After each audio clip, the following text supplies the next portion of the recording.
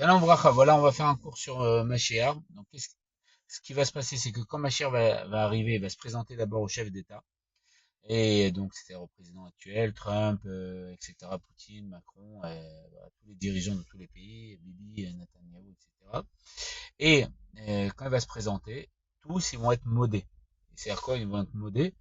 Ils vont accepter, ils vont reconnaître que c'est lui qui doit gouverner le monde, et ils vont lui donner la direction du monde. Et comme c'est marqué, il n'y a personne qui arrive à gouverner le monde, on voit ce qui se passe dans le monde. Et donc, il va se présenter au monde entier. En une journée, tout le monde sera au courant. Donc, c'est évident aujourd'hui avec les moyens technologiques qu'on a que ça va faire le buzz.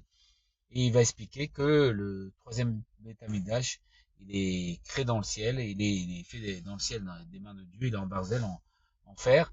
Et il va expliquer que toutes les maisons d'études, donc tous les yeshivot, les synagogues dans tous les endroits du monde, on été exilés à Prague, en Espagne, au Portugal, dans tous les endroits du monde, il y a eu des juifs et ils ont fait des yeshivot et des synagogues.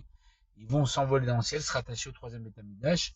Mais il y a même marqué que celles qui sont ruines, ils vont se reconstruire et se rattacher au troisième Beth Amikdash. Donc on verra ça de nos yeux. Voilà, toutes les maisons d'études s'envolaient dans le ciel, se rattacher au Beth Amikdash. Comme il a dit, et que, enfin Morgan, et que le Rav Biton, le Shadir de Sarcelles était là, que devant la fenêtre de chaque juif, il y a comment ça s'appelle? Il y aura un nuage sur lequel on montera et qui va former un grand nuage et qui nous emmènera au troisième état Mikdash et on chantera, on dansera dans ce nuage. Ce nuage reviendra chaque veille de Shabbat et chaque veille de Rosh Chodesh.